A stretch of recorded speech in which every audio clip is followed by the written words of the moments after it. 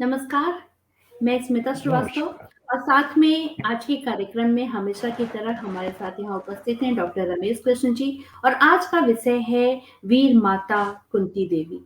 हालाँकि हम सब बहुत कुछ जानते हैं पढ़ने के माध्यम से कम लेकिन हाँ, देखने के माध्यम से कुछ हमने आवाज़ सीरियल कम आ देखा रही है है थोड़ी-सी, महाभारत का तो उसके आधार पे परिवर्तन हमें हो काफ़ी जाएगी? कुछ मालूम है, लेकिन बावजूद उसके बहुत सारी ऐसी भ्रांतियाँ हैं जो दिखाई गई, हमें समझाई गई और क्या आज नया जानने को मिलेगा हम जानेंगे आज के इस कार्यक्रम में, आज के विषय के साथ में। तो गुरुजी पुनः आपका बहुत-बहुत स्वागत है, सादर प्रणाम आपको। जय, जय हो। जी, ॐ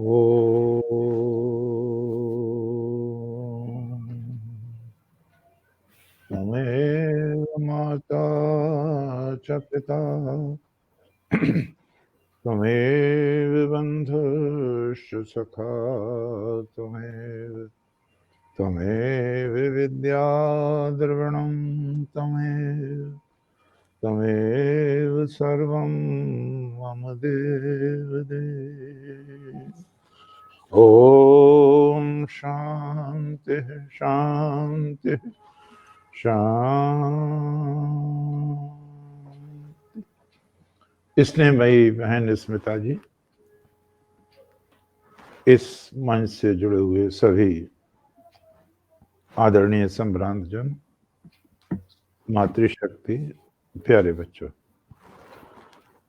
आज हमारा विषय महाभारत की प्रमुख पात्र देवी कुंती है।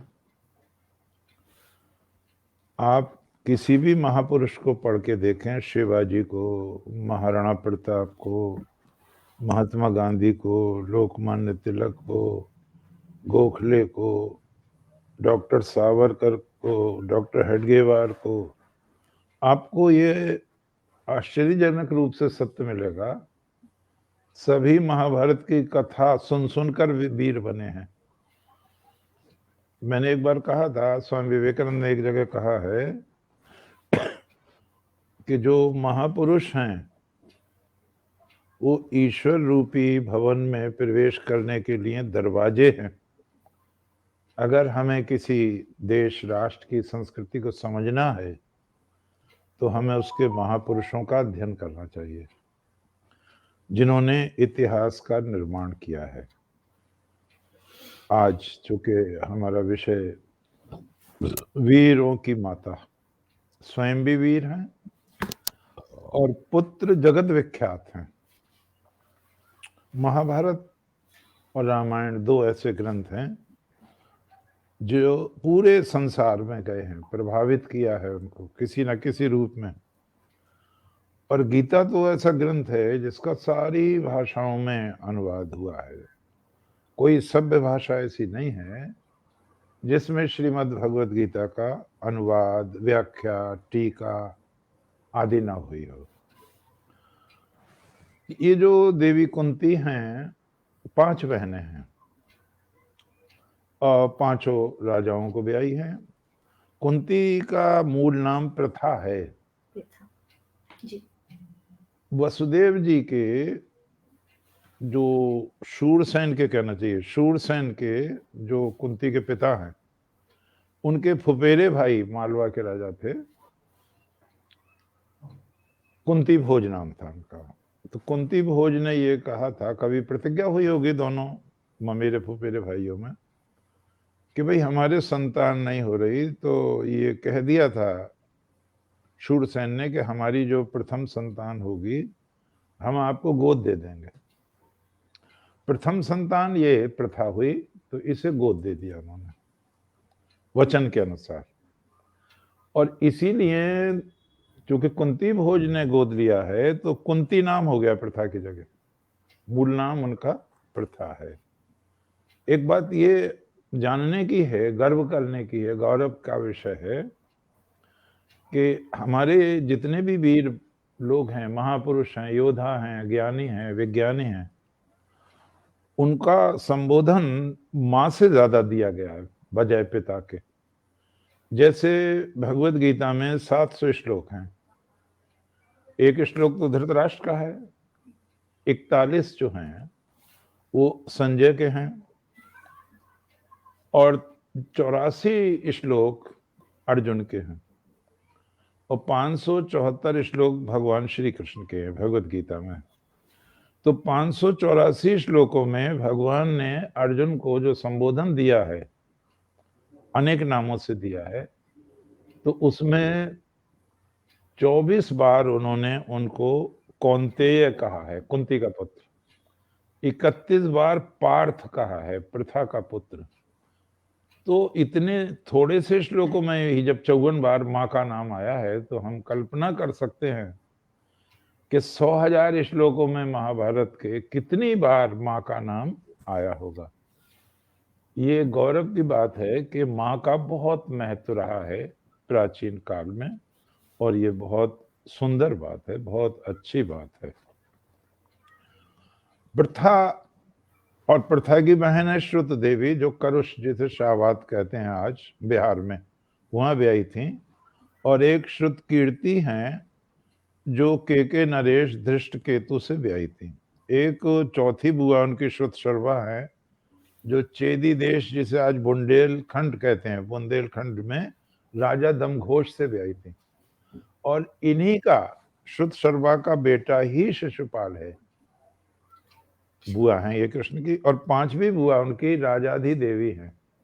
राजाधि देवी अवंती अर्थात उज्जैनी के राजा जयसेन को ब्याही थी। इन सब के पुत्रों ने महाभारत युद्ध में भाग लिया है। जो सबसे ज्यादा प्रसिद्ध नाम है पांचों बुआओं में भगवान की, वो देवी कुंती का ही अधिक है। शिशुपाल के माध्यम से श्रुत शर्मा का नाम ज्यादा आ गया है, क्योंकि शिशुपाल को मारा है भगवान ने। तो वैसे और जो बुआएं हैं उनकी, और किसी का वो विशेष संदर्भ नहीं आता। ये ठीक ऐसी ही बात है जैसे पांडवों में देवी द्रौपदी का नाम, अब के कुंती के बाद द्रौपदी लेंगे हम, तो देवी द्रौपदी का नाम तो बार बार आएगा, लेकिन पांचों की पत्नियां अलग अलग हैं। जैसे भीम की पत्नी का नाम बलंद्रा है, हिडम्बा है। अर्जुन तो टॉपर हैं, जहां गए वहीं ब्याह कर लिया उन्होंने, कई पत्नियां हैं उनके। सुभद्रा से अलग भी उलूपी है उनकी, चित्रांगदा है आदि। इसी तरह से नकुल की पत्नी का नाम करेणुमति है। जब द्रौपदी लेंगे तो सबकी पत्नियां अलग अलग लेंगे हम। लेकिन इन सब में यहां तक कि भगवान कृष्ण की बहन का भी इतना नाम नहीं सुभद्रा का, जितना नाम देवी कुंती का है। ये प्रश्न हो सकता है क्यों ऐसा है। ये इसलिए ऐसा है, जो दुख में साथ खड़ा होगा उसका नाम होगा। आप महाभारत पढ़ें तो जब विपत्ति आई तो सबकी पत्नियां चली गई अलग अलग, और भगवान भी अपनी बहन सुभद्रा को अभिमन्यु के साथ लेके चले गए। तो जो दुख भोगा है, कष्ट भोगे हैं, और आत्मा की तरह जो साथ रही हैं, वो देवी द्रौपदी हैं। तो ठीक इसी तरह देवी कुंती ने इतिहास का निर्माण किया है। उनको ये सौभाग्य प्राप्त है कि वो धर्मराज युधिष्ठिर की मां हैं, वो महान अति महान बलवान भीम की मां हैं, वो उस पात्र की भी मां है अर्जुन की, भगवान जिससे प्रेम करते हैं रात दिन और गीता का उसको उपदेश देते हैं। यहाँ कुछ चीजें हैं जिन पर हमें नहीं जाना है, जाना भी नहीं चाहिए। हमारे पूर्वज हैं, वो माँ हैं, हमारी संस्कृति की माँ हैं। जब वो कुंती भोज के यहाँ पल रही थी तो कहते हैं दुर्वासा आए और 1000 शिष्य थे उनके। कुंती भोज ने उनके आतिथ्य का काम इनको सौंप दिया, कुंती को। अब वहां महाभारत में लिखा है, कभी वो रात के 2 बजे खीर मांगते थे, कभी 1 बजे, कभी 2 बजे, कभी आधी रात। ये कुछ चीजें समझ से परे हैं दरअसल, इन पे ज्यादा उधेड़बुन हमें नहीं करनी चाहिए। और चलते समय कहते हैं एक वरदान दे गए, तुम जिस देवता को चाहोगे वो आएगा। अब कुंती चूंकि कुंवारी थी और कुतूहलवश उन्होंने कहा कि देखें बात सच्ची है या झूठी है। तो महाभारत में आता है उन्होंने सूर्य का आवाहन कर दिया, सूर्य देव आ गए और पुत्र उन्होंने प्रदान किया, कर्ण कवच कुंडल सहित वो उत्पन्न हुआ। अब प्रश्न ये है, आज भी ये प्रश्न है और तब भी ये प्रश्न था, हमेशा रहेगा नारी जाति के साथ, कि कुंवारी लड़की और अभी ब्याह नहीं हुआ है तो पुत्र का क्या करा जाएगा। तो मैं इसमें गलती मानूंगा कुंती भोज की। तुम क्यों एक लड़की की ड्यूटी लगाते हो उस काम पे रात दिन रात दिन रात दिन, ये तुम्हें ध्यान रखना चाहिए। मनुस्मृति मना करती है इसको। मनुस्मृति का एक अनुवाद किया है नारायण स्वामी ने, बहुत अच्छा अनुवाद किया है। यद्यपि मात भगनी सुता तऊ न बैठे पास, प्रबला है इंद्रियां करो न तुम विश्वास। अब उस पुत्र का क्या किया जाए? तो जो विज्ञान कहता है, मनोविज्ञान कहता है, उन्होंने सबसे छिप छिपा के उसको अश्वा नदी में बहा दिया और वही बच्चा अधिरथ सूत को मिला जिसने पाला उसको, और उसका नाम कर्ण कहलाया आगे चल के। तो यहाँ मुझे राजकुमार सेवक जी से फोन ले लिया था किसी लड़की ने, विवाहित है वो, मणिपुर आसाम में है इस समय। उसने मुझे फोन किया तो मुझे बड़ा आश्चर्य हुआ कि कहाँ से मेरा फोन नंबर मिल गया इनको। बोले मुझे आपसे कुछ प्रश्न करने हैं कुंती पर। उसने नाम बताया, वो लखनऊ की रहने वाली हैं, अब वहाँ चली गई है पति के साथ, सर्विस करती हैं किसी उसमें। जी, जी, जी। तो मैंने कहा क्या पूछना है आपको कुंती के विषय में? बोले कर्ण कुंती का ही बेटा है। मैंने कहा हाँ। बोले ब्याह तो नहीं हुआ था। मैंने ना। बोले कैसे पैदा हो गया? मैंने कहा कितनी बदतमीज लड़की है ये, मतलब मैं इसके बाप दादा की उम्र का हूं, अब मुझसे क्या सवाल कर रही है ये। मैं टालता रहा उसको। जब वो ज्यादा उसने कुरेदा करा दी की तो मैंने कहा बहन स्मिता जी का कार्यक्रम चलता है, उसमें मैं कुंती पर 1 2 3 जितने को भाषण दे दूंगा, तुम अपने मतलब की चीज ले लेना उसमें से। बोले नहीं मेरा तो काम ऐसे चलेगा प्रश्न उत्तर से। तो मुझे कुछ शंका हुई और मैंने फिर थोड़ी देर बाद उसे अपनी तरफ से फोन किया, तो वो फोन उसके पति ने उठाया बजाय उसके। कौन बोल रहे हैं? तो उसने कहा अरे मैं करती हूँ बात। तो मैंने कहा तुम क्या करोगी इन सब बातों का पूछ के? बोले मैं एक खंड काव्य लिख रही हूँ कुंती पे। तो मैंने कहा पूरा महाभारत पढ़ो, पूरा महाभारत 100,000 श्लोक पढ़ो और अपनी राय स्वयं बनाओ। एक बात। दूसरी चीज, तुम्हें पता है वो भगवान कृष्ण की बुआ है, सगी बुआ है? बोले हाँ। तुम्हें ये भी पता है भगवान कृष्ण उनके चरण स्पर्श करते हैं जब भी आते हैं?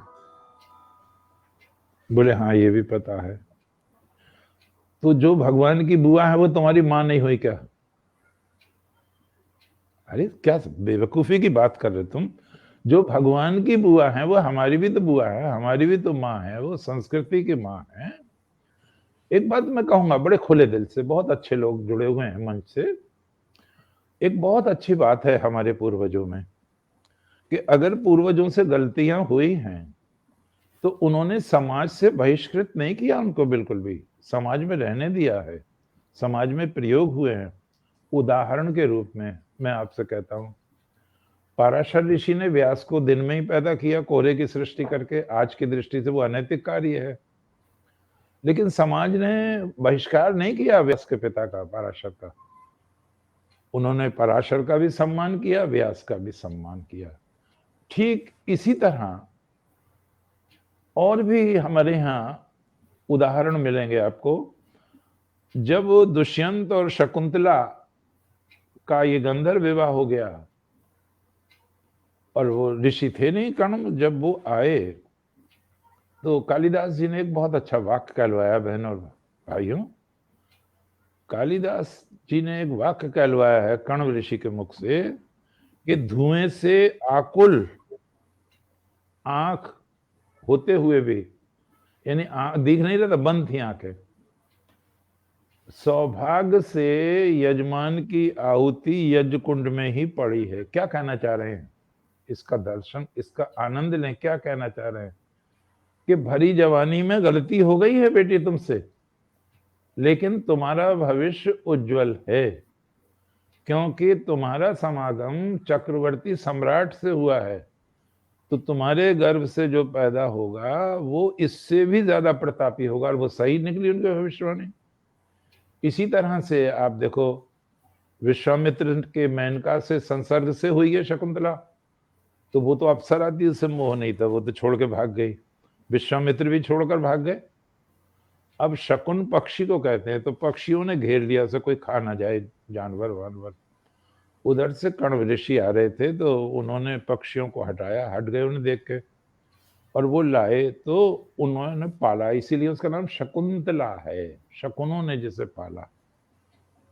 तो यहां ध्यान देने की चीज ये है, विश्वामित्र को हम जैसे छोटी बुद्धि के आदमी होते तो उनकी बुराई करते ना। अरे वही तो विश्वामित्र हैं, राम भगवान जिनके पैर छूते हैं, लक्ष्मण जी जिनके पैर छूते हैं, गुरु हैं। और एक बात बहुत प्यार से ग्रहण करने की है, राम और लक्ष्मण ने जो रावण को मारा, उसमें बहुत बड़ा हाथ विश्वामित्र जी का है। इस चीज को लोग इग्नोर कर जाते हैं, क्योंकि तब तो बालक थे राम, 14 वर्ष के थे जब गए हैं विश्वामित्र के यहाँ। और वो सारे अस्त्र शस्त्र हैं, करीब 53 हैं अस्त्र शस्त्र, जो विश्वामित्र जी ने प्रदान किए हैं राम को। बला अति बला विद्या प्रदान की है, भूख पर नियंत्रण, प्यास पर नियंत्रण, थकान पर नियंत्रण, नींद पर नियंत्रण। और उससे फायदा क्या हुआ बहनों भाइयों, आप इसको विषयांतर ना समझें, मैं बहुत अच्छी जगह ले जा रहा हूं आपको। इससे फायदा ये हुआ कि भगवान राम और लक्ष्मण ने रावण की चौकियां देख ली, वो सब किशोर काल में। तो उनको वो भूगोल समझने में, वो मनोविज्ञान समझने में, राक्षसों का उनकी मनोवृत्ति समझने में बहुत लाभ हुआ। अन्यथा वो एकदम अचानक आ जाते तो वो बहुत कठिन मामला था। तो उन विश्वामित्र जी का कभी समाज ने अपमान नहीं किया, उनका सम्मान किया। और इससे ज्यादा क्या सम्मान होगा बताइए आप। भगवान राम जिनके चरण छूते हों सुबह उठ के, लक्ष्मण जिनके चरण छूते हों, जिनके पैर दबाते हों। तो यहां मैं उन लोगों को सावधान कर रहा हूं जो उस लड़की की तरह माइनस पॉइंट ढूंढती हैं ना। प्लस पॉइंट क्यों नहीं ढूंढते तुम? कितना काम है, कितना योगदान है संस्कृति में इन महापुरुषों का। अब द्रोण है, जैसे दोने से पैदा है, तो इसे टेस्ट ट्यूब बेबी कह सकते हैं आप इसको आज की भाषा में। अब मटके में 100 पिंड के 101 भाग, 100 लड़के 1 लड़की, तो इसको, इसकी व्याख्या कैसे करेंगे? आज कर लेंगे आप कि टेस्ट ट्यूब बेबी से हो गए ये बच्चे। तो इसका मतलब कुछ ना कुछ विज्ञान उस समय भी था। तो हमारा जो मन है, जब कुंती जा रही हैं अंत समय संन्यास लेके, तो आशीर्वाद देते हुए कह रही हैं युधिष्ठिर को, तुम्हारी बुद्धि धर्म में स्थिर रहे, लगी रहे, और महदस्तु मनः, तुम्हारा हृदय विशाल हो, संकुचित ना हो, विशाल हो, क्षमा करते रहो, छोटी मोटी चीजों को मत देखो, क्षमा करते रहो, किसी का रचनात्मक योगदान देखो, उसका विध्वंसक मत देखो। देवी कुंती स्वयंवर होता है, पांडु का वो वर्णन करती हैं। और शुरू में मैंने प्रार्थना की थी भगवान की, तमेव माता च पिता, तमेव तमेव बंधुश्च सखा, तमेव तमेव विद्या द्रविणम, तमेव तमेव सर्वम मम देव देव। ये कुंती ने ही भगवान कृष्ण की प्रार्थना की है, कम लोग जानते हैं इस बात को। और इसे गीता का समझते हैं ना, ये पांडव गीता का श्लोक है, भगवत गीता का श्लोक नहीं है। ये पांडव गीता अलग पुस्तक है, उसका श्लोक है। भगवान से कहते तुम ही माँ हो, तुम ही पिता हो, तुम ही बंधु हो, तुम ही सखा हो, तुम ही धन हो, तुम ही सर्वस्व हो। और इससे सुंदर प्रार्थना क्या हो सकती है जो देवी कुंती ने की है। तो कुंती का स्वयंवर होता है, आगे चल के कुछ परिस्थितियां ऐसी बनती हैं कि वो वन में जाना पड़ता है उनको, और वहां दुर्घटना हो जाती है, पांडु जी की मृत्यु हो जाती है। उससे कुछ पूर्व चूंकि पांडु को शाप दिया ऋषि ने कि तुम्हारा अंत समय होगा जब तुमने अगर संपर्क किया स्त्री से, तो वो सावधान रहे। अब संतान होनी चाहिए, तो उस समय नियोग को मान्यता थी। स्वामी दयानंद जी ने भी सत्यार्थ प्रकाश में नियोग का जिक्र किया है, मान्यता है उसको। हमारे शास्त्रों में मां को भूमि माना गया है, पिता को बीज माना गया है। तो ये मान्यता है शास्त्र की, यदि किसी स्त्री का पति पागल हो गया हो, कोढ़ी हो, विदेश चला गया हो, पता नहीं चल रहा हो, तो वो अपने से श्रेष्ठ किसी व्यक्ति से संतान उत्पन्न कर सकती है, और वो संतान उसी की कहलाएगी जिससे विवाह हुआ है उसका। आज ये चीज हमें अलग सी लग सकती है, लेकिन ये मान्यता प्राप्त थी किसी समय। अभी जो मैंने पीछे भाषण दिया था स्वामी श्रद्धानंद और गुरुकुल कांगड़ी पे, तो कई आर्य समाजी बंधुओं का बड़ा आशीर्वाद आया, बड़ा प्रसन्नता व्यक्त की उन्होंने। तो मैंने कहा मैं सत्यार्थ प्रकाश की राष्ट्र निर्माण में भूमिका, इस पर व्याख्यान दूंगा। तो बड़े खुश हुए वो, तो बोले ये तो बहुत ही अच्छी बात है। तो महापुरुषों ने हमको क्या दिया है? तो उन्होंने कहा, देवी कुंती ने, कि मुझको ये वरदान मिला था। अब देखो वो यहाँ काम आ रहा है वरदान, जो वहां कुंवारी अवस्था में मिल गया। मैं जिस देवता को चाहूं उसका आवाहन कर सकती हूँ। तो उन्होंने धर्म का आवाहन किया, और धर्म से युधिष्ठिर पैदा हुए, इसलिए उनको धर्मराज ही कहते हैं, धर्मराज युधिष्ठिर। फिर उन्होंने कहा देवी एक पुत्र और उत्पन्न हो जाता। उन्होंने वायु का आवाहन किया, उससे वीर भीम का जन्म हुआ। फिर उन्होंने इंद्र का आवाहन किया, तो उससे वीर अर्जुन पैदा हुए।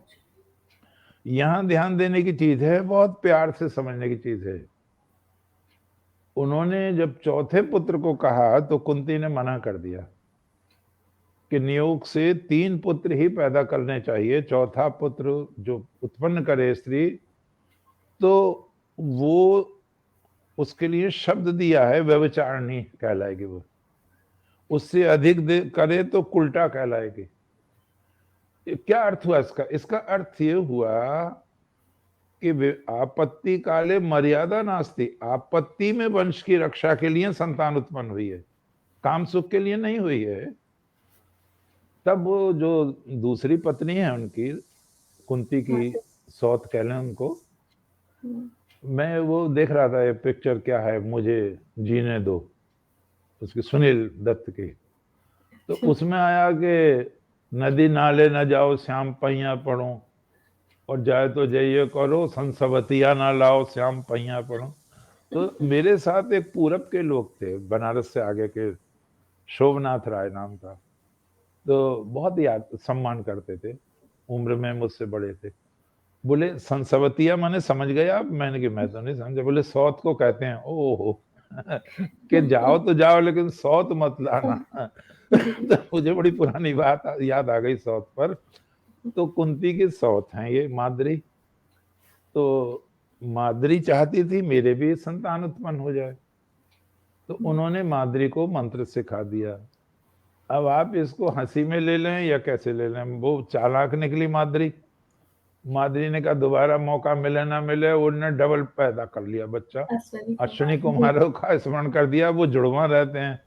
तो उनके 2 पुत्र उत्पन्न हुए। महाभारत में थोड़ा सा हल्का सा दिया है, कुंती से नाराज हुई कि देखो इसने मुझे छल लिया। अब संयोग है, मन विचलित हो जाता है और पांडु की वहां मृत्यु हो जाती है। कुंती देवी सती होना चाहती हैं, लेकिन माद्री कह रही हैं कि मेरे साथ संपर्क करके ऐसा हुआ है, मैं दोषी हूं और आप इन बच्चों को संभाल लें। 3 आपके हैं, 2 मेरे हैं। कितनी कठिन परिस्थिति रही होगी, हम इस बात को समझ सकते हैं। तो कुंती सती नहीं हुई हैं। तो सत्संग पर्वत पर जो ऋषि हैं वो इन बच्चों को लेकर आए हैं और भीष्म पितामह को उन्होंने सौंपा है। बड़ी समस्या यह है कि ये बात दुर्योधन नहीं चाहता था बचपन से ही, और उसने ऐसे प्रयत्न शुरू कर दिए कि ना होगा बांस ना बजेगी बांसुरी। उन्होंने रास्ते से हटाना चाहा इनको, और ताली कहते हैं दोनों हाथ से बजती है। तो गलती भीमसेन की भी थी। भीमसेन महाबलवान थे, उनकी खोपड़ी लड़ा देते थे कभी भी, और फेंक देते थे, पीट देते थे बिना मतलब। अब बहुत बल था, क्या करें उस बल का, तो उससे वो परेशान थे। तो उन्होंने एक बार भीम को खूब खीर खिलाई, खीर में विष डाल दिया, वो बेहोश हो गए। उन्हें लताओं पताओं से बांध के गंगा में डाल दिया। अब ये कहते हैं कि वो नीचे चले गए तो नागों ने उनको डसा, पाताल लोग जाते थे, और उससे लाभ हुआ सांपों के डसने से कि वो जो कालकूट जहर था वो निकल गया उनके शरीर से और उनकी चेतना लौटी। तो कहते हैं उन्होंने बहुत से सर्पों को मार दिया। अब वहां भग्गी पड़ गई, और पाताल लोक में जब वो गए तो राजा वासुकी को पता चला कोई बड़वान लड़का आया है, उसने बहुत से नागों को मार डाला है। पेशी हुई भीम की, तो वहां आर्यक नाग शब्द आया। आर्यक नाग वो कुंती के सगे नाना हैं। ये नाग जाति के मनुष्य हैं, वो सांप नहीं है। तो वो कुंती के सगे नाना हैं। उन्होंने पूछा जब उससे, तो उसने कहा मैं कुंती का पुत्र हूं। अरे ये तो भाई हमारी देवती का बेटा है। तो वासुकी ने फिर उसका सम्मान करके उसको कुंड का रस पिलाया। एक कुंड में 1000 हाथी का बल होता था। भीमसेन बचपन से ही बहुत बलवान थे, 8 कुंडों का रस पी गए, तो 8000 हाथी का बल तो वो हो गया। और कहते हैं 2000 हाथी का बल उनमें स्वयं था। तो दुर्योधन ने तो सोचा था कि मरने के लिए भेज दिया, वो बलवान होके और बलवान होके आए। अब कितना आतंक होगा ये सोचने की बात है। कुंती परेशान होती है, रोती है, फिरती है, विदुर से कहती है, भीष्म से कहती है, कोई सुनने वाला नहीं है। विदुर जी की बहुत सहानुभूति है। उसके कई दिन बाद विदुर जी ने कुंती से कहा कि देखो ये देवताओं के अंश से पुत्र हैं, ऐसे नहीं मर सकते, छोटी मोटी घटना से नहीं मर सकते। ये देवताओं के अंश से पुत्र हैं, तुम धैर्य धारण करो। अब वो भीम लौट आए वहां से, और भीम ने जब वो बात बताई तो बड़ी उत्तेजना फैली उनमें, और वो चाहते थे बात धृतराष्ट्र से कही जाए। तो विदुर जी ने मना कर दिया, बहनों और भाइयों। कुंती ने भी मना कर दिया। क्यों मना कर दिया? बहुत आतंक था दुर्योधन का, बहुत आतंक था। तो कितना कष्ट मां को हुआ होगा कि उसके बेटे की मृत्यु होते होते बची है, लेकिन वो उसकी शिकायत भी नहीं कर सकती। आप ये देखें कुंती के चरित्र में कितनी सहनशीलता होगी। आज तो सड़क पे आके लड़ने लगे कि अम्मा किसी के संग ऐसा हो जाए, भले ही कुछ होता रहे, बाद में वो उसको बर्दाश्त करती हैं माँ कुंती। अब हम जैसा कि सब जानते हैं, इन्होंने दूसरे उपाय शुरू कर दिए लाक्षागृह में माता सहित जलाने के। इस माता हैं और बच्चे हैं 5। इसे जो महाभारत बनाई थी, कि इन्होंने चोपड़ा ने बनाई ना महाभारत, उसमें उन्होंने गलत दिखाया कि कर्ण ने विरोध किया है लाक्षागृह में जलाना, नहीं, कर्ण ने स्वयं सलाह दी है। कर्ण दोषी है उसमें, उसने मना नहीं किया है। तो योजना बनी कि इनको लाक्षागृह का घर बनवा के उसमें जलवा देंगे, वारणावर्त में।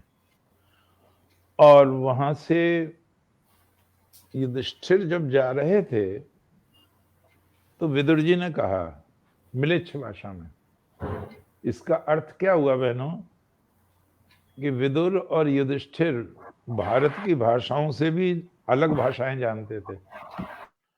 उन्होंने मिलिच्छ भाषा में कहा, कोई नहीं जान पाया और उसको युधिष्ठिर ही जान पाए बस, कि जब वन में आग लग जाती है तो जो बिल में घुस जाते हैं वो बच जाते हैं जलने से। इसका मतलब तुम सुरंग खुद वाले ना, वहां आग लगाई जाएगी। और विदुर जी ने स्वयं भी वहां सुरंग खोदने वाले व्यक्ति भेज दिए, उनको बचाने की पूरी व्यवस्था की। तो यहाँ इतिहास ऋणी है और ऋणी रहेगा विदुर जी महाराज का। भीष्म पितामह का ऋणी नहीं रहेगा, विदुर का। विदुर की वजह से बच्चे बचे हैं, मां बची है। छिपते छिपाते फिर रहे हैं क्योंकि अब भी खतरा है, राज शक्ति तो उसके हाथ में है दुर्योधन के। वहां तमाम चांडाल रहते हैं, शकुनी है, दुर्योधन है, दुशासन है, आदि आदि कर्ण है। अब छिपते छिपाते फिर रहे हैं, भीख मांग के खा रहे हैं। कितना कठिन समय होगा, माँ भी भीख खा रही है, बच्चे भीख मांग रहे हैं। एक जगह लिखा है महाभारत में कि जो भिक्षा मिलती थी उसे 2 भागों में बांटा जाता था। 5 भाई भिक्षा मांगते थे तो आधा भाग तो भीमसेन को मिलता था, आधे में बेचारे ये खाते थे। 5 जने, 6 जने थे ना, 5। तो फिर भी भीमसेन कहते थे अम्मा मेरा पेट नहीं भरा। भैया तेरा पेट कैसे भरेगा, बलवान आदमी है तू, बहुत बलवान थे। तो वहां पर एक ब्राह्मण के यहाँ रुक रहे थे, एक चक्रा नगरी। तो ऐसा कहा जाता है, महाभारत के विद्वान ऐसा कहते हैं कि कहीं कहीं कुछ राक्षस रह गए थे और उन्होंने नियंत्रण कर रखा था कुछ नगरों पर जहां राजा का भी बस नहीं चलता था। तो वो एक चक्रा नगरी ऐसी ही थी, वहां जहां कुंती रुकी हुई थी, 5 पांडव रुके हुए थे। तो एक दिन रात में ही वहां रोबा पीटी मच गई। कुंती को बड़ा कष्ट हुआ, ये क्या बात हुई। कुंती अंदर गई और उससे ब्राह्मणी से बोली, ब्राह्मण थे, उनकी पत्नी थी, एक लड़की थी, एक लड़का था, आप लोग क्यों रो रहे हैं, क्या बात हो गई। तो वो बताए ना, रो तो रो। उन्होंने कहा बताओ तो सही। तो उन्होंने कहा कि यहाँ एक राक्षस है, वो इतने धान का भात जाता है उसके लिए, इतना मांस जाता है, 2 भैंस और 1 आदमी, इन सबको खा जाता है, आदमी को भी भैंसों को भी। और आज हमारे घर का नंबर है, कल मतलब कल हमारे घर का नंबर है, अभी रात में बात हो रही है। तो ब्राह्मण कह रहे हैं मैं कह रहा हूं मैं जाऊंगा, पत्नी कह रही है मैं जाऊंगी, लड़की कह रही है मैं जाऊंगी, लड़का कह रहा है मैं जाऊंगा, और मैं सबको मना कर रहा हूं। और तब एक बहुत ही बढ़िया बात कही है बहनों, नीति शास्त्र का भी ग्रंथ है महाभारत। उन्होंने कहा, ब्राह्मण ने, गलती मेरी हुई, किसी भूमि में किसी राज्य में बसने से पहले ये देखना चाहिए ये राजा अपनी प्रजा की रक्षा करने में समर्थ भी है या नहीं। हम मेरी गलती हुई, राजा है नहीं, राक्षस है ये, तो एक ना एक दिन तो नंबर आना ही था। तो कुंती ने उनसे कहा आप आराम से सोएं, आप ना जाएं, मेरा बेटा जाएगा। उन्होंने कहा नहीं नहीं ऐसा कैसे, बोले ऐसा हो जाएगा, आप चिंता ना करें, मेरा बेटा मंत्र सिद्ध है, मार देगा उस राक्षस को। उन्होंने भीम से कहा, माँ ने, देखो माँ हो तो ऐसी हो, माँ ने भीम से कहा हम कितने दिन से रह रहे हैं बेटे यहाँ, बहुत दिन से रह रहे हैं माँ, तो इनका उपकार है हमारे प्रति। हाँ माँ, उपकार तो है इनका हमारे प्रति। ये माँ युधिष्ठिर से नहीं कह रही बात, केवल भीम से कह रही हैं, क्योंकि युधिष्ठिर दिमाग से ज्यादा काम लेता है वो काम बिगाड़ भी देता है। तो वो युधिष्ठिर से नहीं कह रही, ठंडे आदमी है बिल्कुल, उनसे नहीं कह रही है बात, अर्जुन से भी नहीं कह रही हैं, केवल भीम से कह रही हैं। तो बेटे इन पे कोई संकट आ जाए तो हमें इनकी मदद करनी चाहिए। भीम बोले हाँ माँ, मदद तो करनी चाहिए। तो उन्होंने बात बता दी, ऐसे ऐसे बात है। अरे तो मैं चला जाऊंगा, अम्मा कह दो उससे। अब ये तय हो गया। उन्होंने कहा भी देखो मांसूस तो लदवाना मत, और खीर पुए माल खूब लदवाओ, शाकाहारी भोजन। अब वो आदमी और भैंसों को भी खाएगा तो मैं हूं और भैंसे हैं ही। अब कहते हैं बकासुर था उसका नाम, वहां लेके वो गए तो वहां एक स्वच्छ तालाब था। तो उन्होंने वहां वो रोकी, भैंसा बुग्गी अपनी, हाथ मुंह धोया भीम ने, और वो उसमें खाने लगे जो माल खीर, और बहुत दिन से पेट ना भरा था उनका, अपना खीर और खाने लगे। अब थोड़ी देर बाद राक्षस बोला कि आज इतनी कैसे हिम्मत हो गई इनकी, भोजन नहीं भेजा लोगों ने। वो ऊपर पहाड़ी पे से जो देखा तो वो एक आदमी तो खा रहा है खाना, उसने बांटा कौन है, तो भीम ने देख लिया उसको, जवाब नहीं दिया, खाते ही रहे उसको। उसने ऊपर से एक बहुत भारी पत्थर फेंका, भीम ने हथेली पर रोक के उसे फेंक दिया था। अरे यार ये तो कोई बहुत बलवान आदमी आया आज भाई। और ये कहते हैं कि वो जो व्यक्ति था, भीम को, भीम ने उससे ये कहा कि देख पहले खा लेने दे फिर लड़ेंगे। तो बोले मैं क्या खाऊंगा, बोले तू मुझे खा लिए, मैं तो सब खा ही रहा हूं, तू मुझे खा लिए। बड़ी भारी लड़ाई हुई वहां, और उस लड़ाई में वीर भीम ने उसको मार दिया। जब उसको मार दिया तो बड़ा स्वागत हुआ वीर भीम का नगर वासियों में, और ये हुआ कि आज से समस्या टल गई बिल्कुल। तो अब इन्हें डर लगा, एक स्वागत भी ये अपना करा नहीं सकते थे क्योंकि दुर्योधन के जासूस छूटे हुए थे, तो यहाँ प्रसिद्धि हो जाएगी कौन था, किसने मारा होगा। तो ये वहां से चुपचाप ब्राह्मण को बिना बताए रात में ही चले गए। सुबह को जनता आई सम्मान करने, अभिनंदन करने, बोले बोली भैया वो तो रात में ही चले गए, हमें भी नहीं बता के गए। फिर कहते हैं इनको एक ब्राह्मण मिला, उस ब्राह्मण ने ये कहा कि ये पांचाल में द्रौपदी का स्वयंवर है, द्रौपदी की कन्या का, आप लोग भी चले जाए वहां। कहते हैं इससे पहले व्यास ने भी उनको सलाह दी थी ये। अब वहां पहुंच गए और वहां एक कुम्हार के घर रुके। बड़े घरों में इसलिए नहीं रुकते थे, पहचान लिए जाए कहीं। कुम्हार के घर रुके, माँ रही घर पर ही, बच्चे आ गए स्वयंवर में। यहां ये ध्यान देने की चीज है कि जो द्रुपद ने यंत्र बनवाया था तो नीचे देखना था, वो कोई तेल का था कोई पानी, उसके ऊपर वो चल रही थी मछली चक्र के अंदर, और नीचे देखना था, ऊपर निशाना लगाना था। राजा आते जा रहे थे, गिरते जा रहे थे, झटका खा के, धनुष कुछ ऐसा था झटका देता था। यहां ये ध्यान देने की चीज है, महाभारत जिन्होंने ध्यान से पढ़ा है उनके लिए ये जानने की चीज है कि द्रुपद को ये पता चला था कि पांडव मरे नहीं है, बच गए हैं, और उनकी बहुत इच्छा थी कि मैं अपनी बेटी का विवाह अर्जुन से करूं। और ध्यान रहे एक उनका लक्ष्य भी है, क्यों अर्जुन से करूं, द्रोणाचार्य ने अर्जुन से बंधवाया था द्रुपद को। तो द्रुपद ये चाहते थे कि कोई मेरे अपमान का बदला ले सकता है तो अर्जुन ही ले सकता है। तो उन्होंने ऐसा विशेष धनुष बनवाया था जिस पर सामान्य व्यक्ति, दुर्योधन भी आया और लोग आए तमाम। कर्ण के विषय में दो मत मिलते हैं महाभारत में। एक मत तो ये मिलता है कि धनुष उछट के उसकी आंख के नीचे लगा, बड़ी जोर चोट लगी कर्ण की।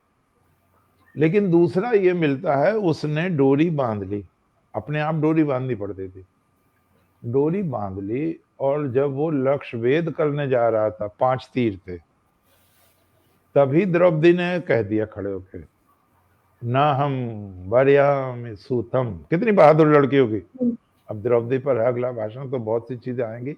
ना हम वरयामि सूतम, अगर ये प्रतिज्ञा भी पूरी कर देता है तो भी मैं सूत के साथ विवाह नहीं करूंगी। कर्ण की दुश्मनी हो गई द्रौपदी से। आगे इसको विस्तार देंगे। द्रौपदी से वो दुश्मनी मानने लगा, अपमान हुआ उसका। अंत तो गत्वा सब निराश हो गए, अब तो कोई छतरी उठा ही नहीं उधर से। तो भगवान श्री कृष्ण ने बलराम से कहा, भगवान कृष्ण आए, बलराम आए, प्रद्युम्न को लाए हैं। और चीज बारीक समझने की है, भगवान कृष्ण को भी ये पता चला था पांडव जीवित हैं, मरे नहीं हैं। और भगवान कृष्ण इस इरादे से आए थे कि द्रौपदी को दुर्योधन के खेमे में नहीं जाने देंगे। अगर आवश्यकता पड़ी तो हम अपने बेटे को उतार देंगे स्वयंवर में, प्रद्युम्न को। प्रद्युम्न में वो सारे गुण थे जो भगवान श्री कृष्ण में थे, वो क्षमता रखते थे उस लक्ष्य को भेदने की। लेकिन भगवान कृष्ण ध्यान से देख रहे थे क्या घटना, क्या क्रम लेता है। तो उन्होंने, पास में बलराम बैठे थे, बलराम जी से कहा, ये ब्राह्मण कौन है।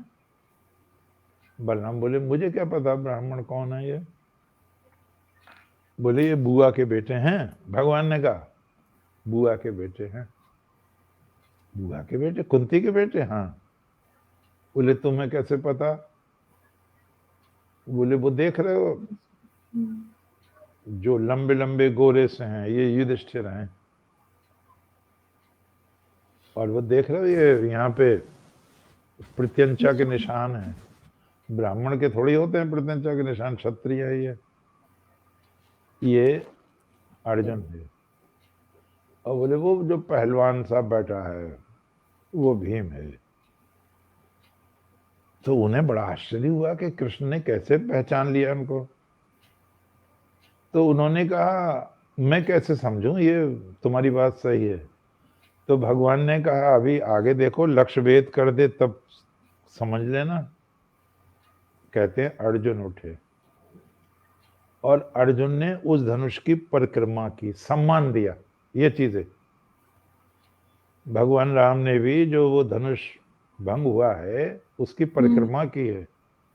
भगवान शंकर को प्रणाम किया है, प्राणायाम किया है, सारी शक्ति हाथ में केंद्रित की है, और तब फूल की तरह उठा लिया उसको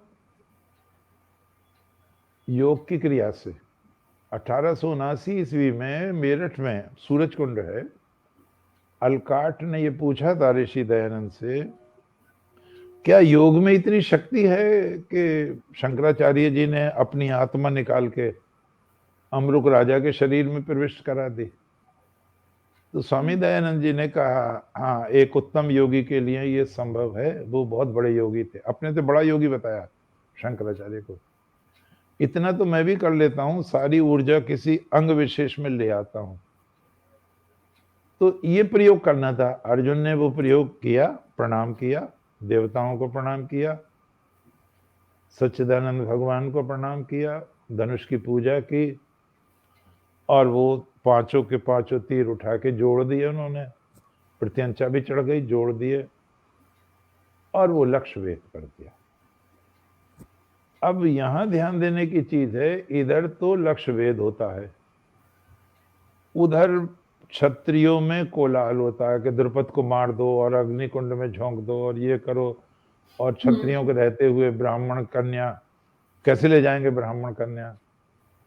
अब खूब लड़ाई हुई, तो भीम ने उखाड़ लिया एक खंबा, अब वो गदा तो लाए नहीं थे, उसी से मारना शुरू कर दिया। बहुत मारा उन्होंने लोगों को, भग्गी पड़ गई। जरासंध भी था उसमें, इतना बलवान आदमी। और अर्जुन ने धनुष संभाल लिया, और इन्होंने उनकी, दोनों ने, नकुल सहदेव को नहीं लड़ने दिया, दोनों नहीं, खूब मारा उनको। और जब पिट गए, वो पिट के, कहते हैं पिट के अकल आती है, जब वो खूब पिट गए तो भगवान ने कहा भाई बात सुनो, इससे क्या मतलब है ब्राह्मण, ब्राह्मण क्षत्रिय वैश्य तीनों का उपनयन होता है, वेद पढ़ने का तीनों को अधिकार है, अस्त्र शस्त्र विद्या का सबको अधिकार है, तो तुम्हें क्या ऐतराज है अगर उसने जीती है लड़की तो, भगवान ने कहा। अब उन लोगों ने ये सोचा कि हम तो इनकी पिटाई से ही, अगर ये कृष्ण भी सेना लाए, वो भी द्वारका से, अगर कृष्ण और बलराम भी इनकी तरफ से लड़े तो फिर बड़ी धुनाई हो जाएगी। तो उन्होंने, कहते हैं, कंप्रोमाइज करने में ही कल्याण समझा। यहाँ ये भी ध्यान देने की चीज है, युधिष्ठिर को भेज दिया था पहले ही, वो युद्ध में भाग नहीं लिया उन्होंने।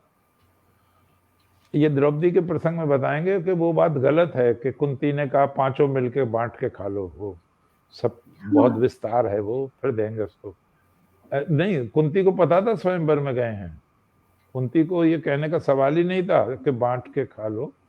ये महाभारत में प्रक्षेप है, और इतनी जगह प्रक्षेप है, पुराणों का नाम दिया, किसी पुराण में वो सब नहीं है। तो यहाँ पर ले आते हैं वो कुंती को, और पीछे पीछे भगवान कृष्ण आ जाते हैं कुमार के घर में, और बुआ कुंती के चरण स्पर्श करते हैं। तो बुआ और युधिष्ठिर, सबको आश्चर्य होता है, बोले कृष्ण तुम्हें कैसे पता चल गया हम यहाँ हैं? बड़ी प्रसन्नता हुई सबको। कृष्ण आ गए यहाँ पे। तो भगवान के शब्द हैं, अग्नि भस्म में ढकी ही भी हो तब भी पहचान ही ली जाती है बुआ।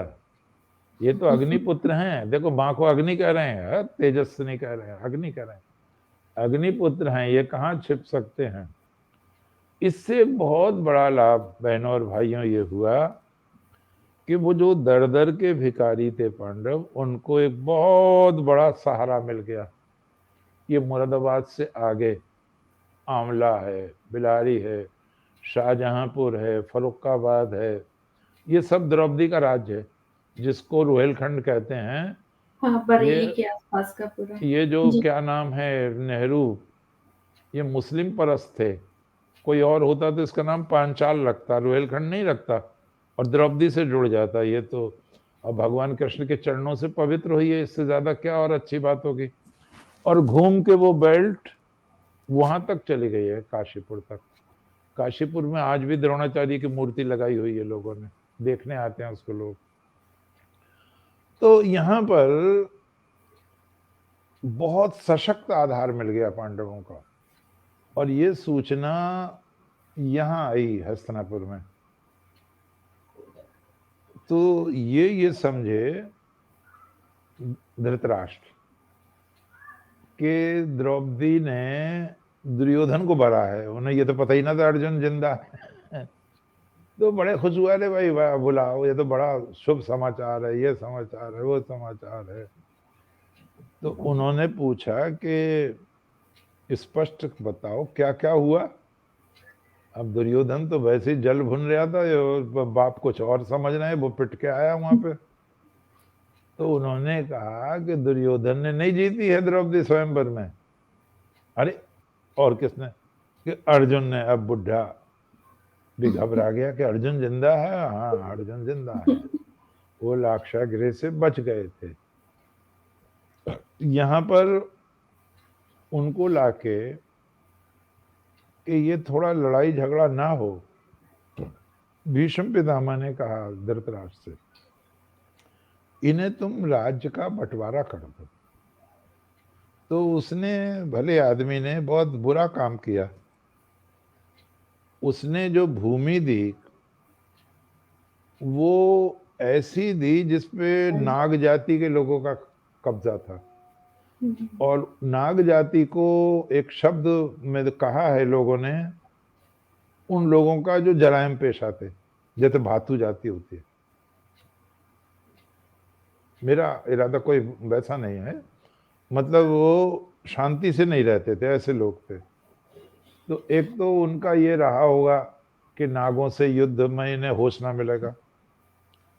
फिर दूसरे वो उबड़ खाबड़ जंगल था, जंगल कटवाना पड़ेगा। खैर वो जंगल वंगल कटा, नगर बसा। वहां मैं दानव था, उसको अर्जुन मार रहे थे, श्री कृष्ण मार रहे थे उसको चक्र से, तो वो अर्जुन के पैरों में पड़ गया। तो अर्जुन ने कहा कि तुम भगवान कृष्ण के पैरों में पड़ो बजाय मेरे पैरों में पड़ने के। तो भगवान कृष्ण ने कहा नहीं नहीं मत मारो, शरण में आ गए। तुम एक काम करो, युधिष्ठिर के लिए एक राज्यसभा बनाओ जो तीनों लोकों में ना हो। तो उसने वो राज्यसभा बनाई है। अब हम चूंकि समय हो रहा है तो कुंती की वो चीजें लेंगे जो आपको इतिहास में दूसरों के साथ नहीं मिलेंगी। केवल कुंती को ही श्रेय होगा उन चीजों का। क्या क्या चीजें हैं वो? भगवान शांति दूत बनकर आए हैं। अगले दिन भाषण है उनका, इतना प्रभावशाली भाषण था कि ऋषि मुनि भी आए थे अंतरिक्ष से। तो उन्होंने, भगवान ने कहा ऋषियों को बैठाओ पहले। तो भगवान का भाषण सुनने ऋषि मुनि आए थे। आपसे निवेदन भी किया और आपको भी पता है गीता का क्या अर्थ है। श्रीमद् भगवद गीता, श्रीमान भगवान के द्वारा गाया हुआ गीत। तो भगवान का हर शब्द ही अमृत है। उन्होंने क्या कहा, इसको देवता सुनने आए, ऋषि मुनि सुनने आए, आप तो पुरुष सुनने आए हैं कि श्री भगवान क्या क्या कहेंगे। और वो सबने स्वीकार किया, लेकिन जिस पे दारोमदार था उसने इनकार कर दिया। तो भगवान ने एक बहुत बड़ी बात कही वहां पे, त्यजेकम कुलार्थे पुरुषम ग्रामर्थार्थे कुलम त्यजेत। त्यजेकम कुलस्यार्थे ग्रामस्यार्थे कुलम त्यजेत, ग्रामम जनपदस्यार्थे आत्मार्थे पृथ्वीम त्यजेत। महाराज धृतराष्ट्र, कुल की भलाई के लिए एक दुष्ट को छोड़ना पड़े तो छोड़ देना चाहिए। अगर एक गांव को जनपद की भलाई के लिए छोड़ना पड़े तो छोड़ देना चाहिए। अगर आत्मा का हनन होता हो तो सारा संसार का वैभव छोड़ देना चाहिए। आप इसे छोड़ दो, दुष्ट को, दुर्योधन को। अब धृतराष्ट्र देखे भगवान की बात, अब वो अंधा कैसे अपना बेटा छोड़ दे।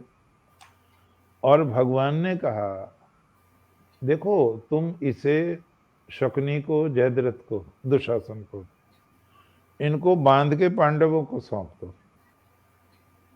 अब ऐसी तो उम्मीद नहीं थी भगवान ये भी कहेंगे, ये तो बड़ा विकट प्रस्ताव था। तो दुशासन ने दुर्योधन से कहा जल्दी उठो यहां से, कृष्ण की वाणी का जादू न चल जाए उससे पहले हम कुछ करते हैं। और वो आए और उन्होंने श्री कृष्ण को कैद करने की योजना बनाई, सेना ले आए। तो कृतवर्मा ने बताया सात्यकी को कि सेना लिया है वो भगवान को कैद करने को। तो सात्यकी अंदर आए और सात्यकी ने कहा महाराज धृतराष्ट्र, क्या आप अग्नि को वस्त्र में बांध सकते हैं? बोले नहीं। तो आपके बेटे यही मूर्खता करने जा रहे हैं। अगर समय से पहले नहीं मरना है तो कृष्ण का स्पर्श मत कर लेना। और भगवान ने तब कहा धृतराष्ट्र से, आप आज्ञा दो उन सबको मुझे कैद करें, मैं ही मारे डालता हूं फिर उनको। और फिर भगवान ने कहा लेकिन मैं ऐसा करूंगा नहीं, क्योंकि ये दूत की मर्यादा के विरुद्ध बात है। भगवान यहां से चले आए। विदुर के घर मां रहती हैं कुंती। आप इससे भी भयावह स्थिति समझ सकते हैं। कुंती जो कभी महारानी थी वो दूसरे के घर रह रही हैं, उन्हें हस्तिनापुर में कोई जगह नहीं है। विदुर जी के घर रह रही हैं वो। और आपको ये भी जानने की चीज है, जब आगे जुआ वगैरह हुआ है तो ये जो इंद्रप्रस्थ का राज है ये द्रोणाचार्य ने भोगा है और उनके बेटे ने अश्वत्थामा ने, ये इन्होंने भोगा है। कितना अपराध हुआ है कुंती के साथ, ये देखने की चीज है। कितना अपराध हुआ है देवी कुंती के साथ। देवी कुंती जब भगवान मिले हैं तो बहुत रोई, फुट फुट के रोई वो। और उन्होंने कहा, कृष्ण हमारे कुल में तुम ही धर्म हो, तुम ही सत्य हो, तुम ही परमात्मा हो, सब कुछ तुम ही पर निर्भर है। मेरे बच्चों का जीवन तो तुम ही पर आश्रित है। तुम जो चाहोगे वही होगा, मेरे बच्चों पर दया करना। भगवान भी रोने लगे, ऐसा ही क्षण था वो। और तब भगवान ने कहा, बुआ काल पक्वम इदम, ये शब्द बहुत काम का है। काल पक्व, क्षत्रियों का समाज पक गया है। जैसे फल पक जाता है तो फिर डाल पे नहीं रुक सकता, चू जाएगा, गिर जाएगा। काल पक्वम इदम, सारा क्षत्रिय समाज काल पक्व हो गया है, अब इसे विनाश से रोका नहीं जा सकता। इसीलिए दुर्योधन का अनुगमन करता है। और यहां भीष्म द्रोण भी सदा सत्य बात नहीं कहते, कभी कभी कहते हैं, सदा नहीं कहते। तो यहां भीष्म पर भी आक्षेप है भगवान का, द्रोणाचार्य पर भी आक्षेप है।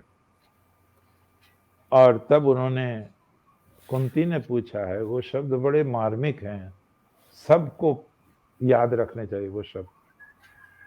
कृष्ण मेरा जो बेटा है युधिष्ठिर, उससे कहना तू उस मूर्ख के समान आचरण कर रहा है जो केवल वेदों की आवृत्ति तो करता है, वेदों का पाठ तो करता है, लेकिन आचरण नहीं करता। क्या तुझे पता नहीं तू छत्राणी का बेटा है? क्या तुझे पता नहीं तेरी मां दूसरे के टुकड़ों पर जिंदा है? तुझे शर्म नहीं आती? तू ये ब्राह्मणों जैसा आचरण क्यों करता है, क्षत्रियों जैसा आचरण क्यों नहीं करता? तू अपने पिता का अनुसरण क्यों नहीं करता? और तेरे धर्म की बड़ी हानि हो रही है। और कृष्ण, देखो डायलॉग है यहाँ, आप बड़े ध्यान से समझे, क्या है कुंती, क्या है भगवान। मेरे बेटे से ये पूछना, देखो महाप्राज्ञ का है भगवान कृष्ण ने कुंती को, महाप्राज्ञ, महाप्राज्ञ, महाबुद्धिमती। बुद्धिमान तो हम भी हैं, स्मिता जी भी हैं, मैं भी हूं और भी हैं, लेकिन महा शब्द लगाया है भगवान ने, महाप्राज्ञ। तो वो कहती हैं, देवी कुंती कहती हैं, महाप्राज्ञ कुंती कहती हैं, युधिष्ठिर से ये पूछना जनार्दन, राजा काल का कारण है या काल राजा का कारण है? इसे समझें आप, बहुत बहुत नाजुक मोड़ है ये आज के प्रवचन का बहुत नाजुक मोड़ है। अगर 2-4 मिनट ज्यादा हो जाएं तो आप क्षमा करेंगे। जी जी जी जी। हाँ, तो भगवान से कह रही हैं, मेरे बेटे से ये पूछना, राजा काल का कारण है या काल राजा का कारण है? चातक जी बड़ी प्रशंसा करते हैं, करते तो और भी होंगे, लेकिन वो मुझे चूंकि फोन ऑन करते रहते हैं।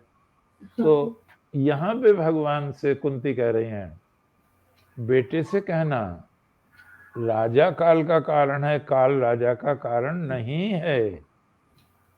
राजा धर्म के चारों चरणों का पालन करता है तो सतयुग आ जाता है, एक चरण छोड़ देता है तो त्रेता आ जाता है, 2 चरण छोड़ता है तो द्वापर आ जाता है, और 3 चरण छोड़ता है तो कलयुग आ जाता है। ये राजा के हाथ में है। कलयुग को द्वापर में लाए, द्वापर को त्रेता में लाए, और त्रेता को सतयुग में लाए। फिर ऐतरेय ब्राह्मण का मंत्र याद रखें। अरे यही तो राष्ट्र की चीजें हैं जिन्होंने जीवित रखा है हमारी संस्कृति को। कल ही शयनो भवति, जो सो रहा है वो कलयुगी है, समय खराब कर रहा है, पशु से भी बदतर है। और उसकी उपमा कैसे दी बहनों, अजागल स्तन, बकरी के गले के थन से दी। दूध थोड़ी दे, बकरी के गले में थन होता है, आपने देखा नहीं देखा, कभी कभी होता है वो, तो उसका जन्म व्यर्थ है। तो उन्होंने कहा, देवी कुंती ने कहा कि मेरे बेटे से कहना कि तू कलयुग को द्वापर मिला, द्वापर को त्रेता मिला, और त्रेता को सतयुग मिला। और इंद्र भगवान कह रहे हैं रोहित से, हरिश्चंद्र के बेटे, कली शयनो भक्ति, सोने वाले कलयुग में निवास करता है। संज्ञानस्थ द्वापरा, जो अंगड़ाई ले गया वो द्वापर में आ गया। उत्तिष्ठस् त्रेता भक्ति, जो उठ गया है आलस से छोड़कर, वो त्रेता में आ गया द्वापर से। कीर्तम संपद्यते चरण, जो कर्म पथ पर बढ़ चला है वो सतयुग का निर्माण करता है।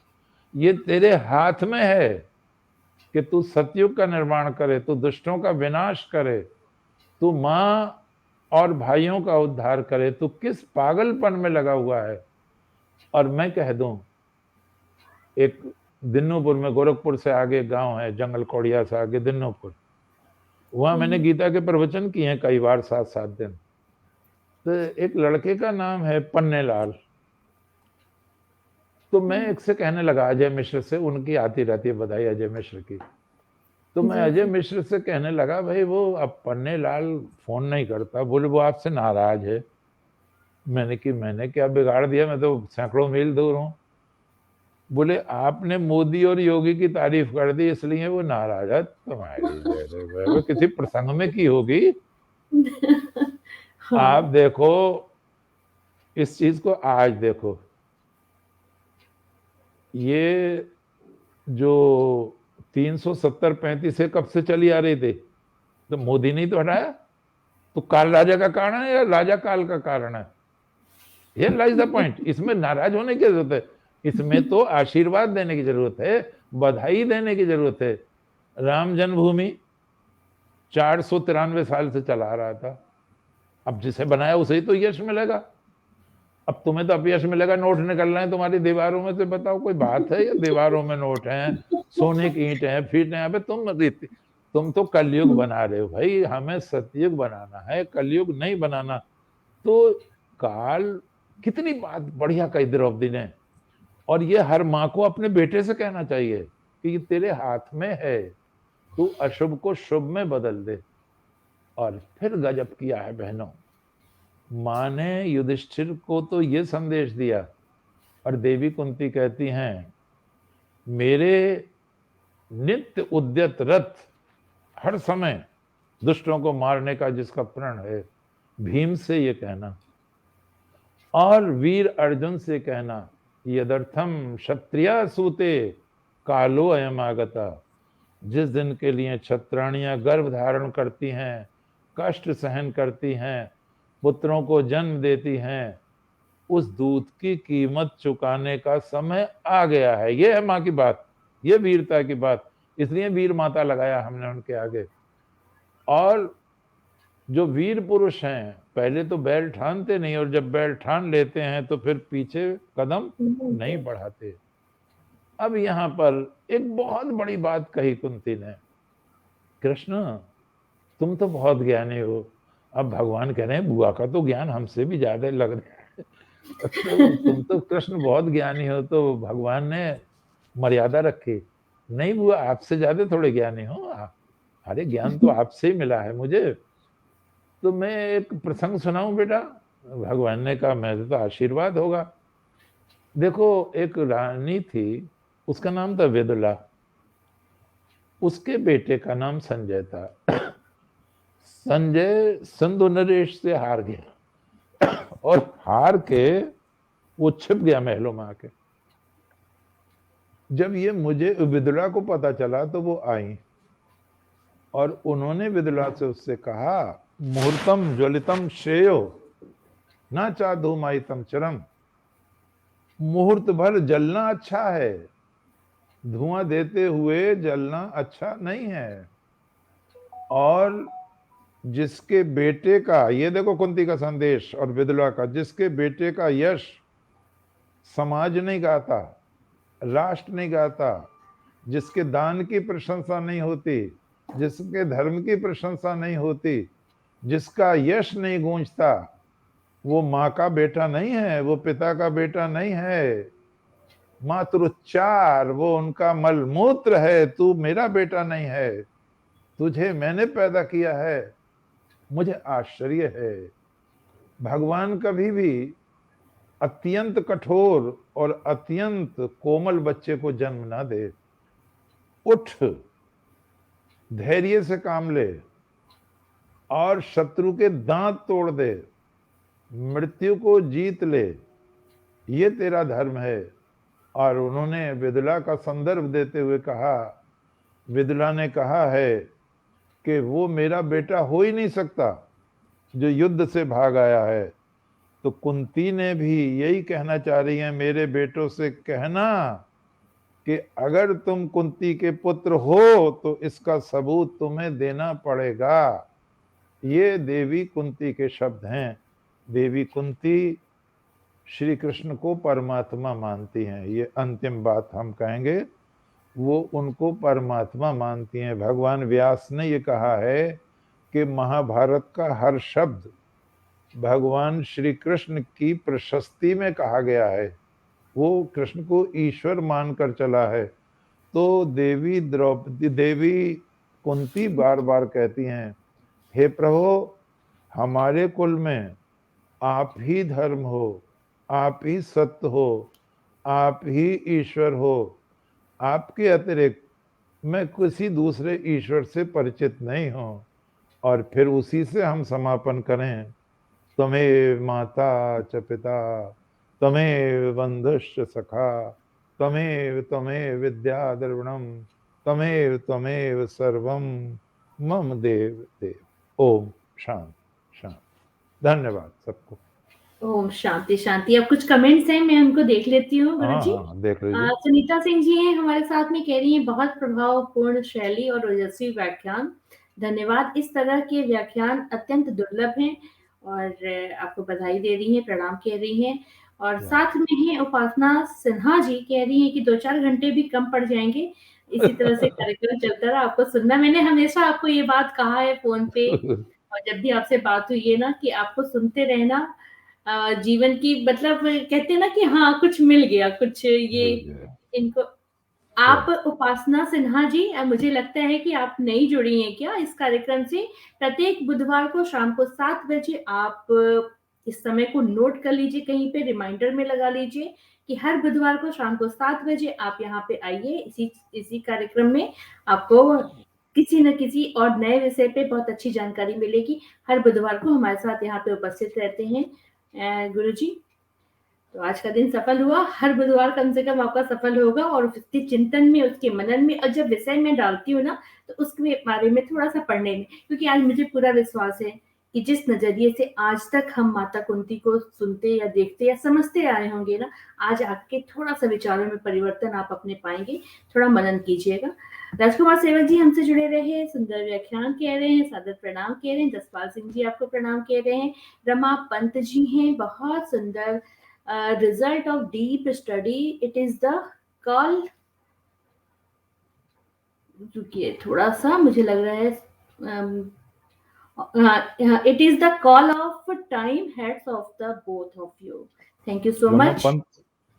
रमा पंत जी हैं, कोई प्रिंसिपल नहीं है रमा पंत। अच्छा, मुरादाबाद से संबंधित है, मैं नहीं जानती। प्रिंसिपल सरिता सिंह सूर्यवंशी जी, इनके पिता बड़े योग्य व्यक्ति थे, बहुत योग्य व्यक्ति थे, पिता और चाचा। अरे वाह, वेदों के विद्वान थे। कालका प्रसाद अहिरवार जी हैं, गुरुजी सादर प्रणाम और मुझे बहुत बहुत धन्यवाद दे रहे हैं। सृजन गोरखपुरी जी हैं, गजलकार हैं, बेहतरीन और बहुत सुंदर व सकारात्मक प्रसंग, सादर प्रणाम कह रहे हैं आपको। और उपासना सिन्हा जी के बहुत सारे कमेंट्स हैं। अखिलेश कुमार जी हैं, आदरणीय गुरु जी को सादर प्रणाम। आशा पांडे ओझा जी हैं, वो आपको प्रणाम कह रही हैं और यहाँ पे लगातार वो जुड़ी रही। और आरएसडी चातक जी भी हमसे जुड़े रहे, उनके साथ थोड़ी नेटवर्क की समस्या रहती है, नहीं तो वो इस कार्यक्रम को नहीं छोड़ सकते हैं। सुनीता सिंह जी कह रही हैं कि समाज में जागरण का कार्य हो रहा है और धर्म के बारे में सही जानकारी मिल रही है, दोनों कार्य महत्वपूर्ण है। तो निश्चित रूप से, और मैं हमेशा कहती हूँ कि अगर आप कुछ अच्छा कर सकते हैं तो आपको करना चाहिए और दूसरों के लिए एक प्रेरणा स्रोत भी बनना चाहिए। तो मैं उम्मीद करती हूँ कि आज जो लोग नए जुड़े वो स्वयं भी अगले बुधवार को यहाँ उपस्थित रहेंगे और अपने साथ साथ अपने पूरे परिवार को भी लेंगे और अपने जानने वालों तक भी इस कार्यक्रम को पहुँचाने का प्रयास करेंगे। ये विनती भी है। और अभी-अभी हमसे जुड़े हैं सुनील शर्मा जी, ग्रेट कह रहे हैं। सभी को बहुत-बहुत प्रणाम, बहुत-बहुत धन्यवाद, आभार कि आप लोग ने समय दिया। वाह! लाभ आप ही कहें, मैं अंत में यही कहूँगी। तो गुरुजी, बहुत-बहुत धन्यवाद आपको, सादर प्रणाम और फिर हम लोग जय। सप्ताह बहुत, मिलते बहुत, हैं। बहुत जय। एक बात मैं सबको बता प्रणाम। दूँ अपने दर्शकों को कि आप लोग भी अगर जो लोग हमसे जुड़े हुए हैं, हमारे पेज से लगातार जुड़े हुए हैं, तो वो देख रहे होंगे कि अन्य कोई कार्यक्रम में फिलहाल नहीं हो पा रहे हैं। तो थोड़ी पारिवारिक व्यस्तता चल रही है अभी कुछ।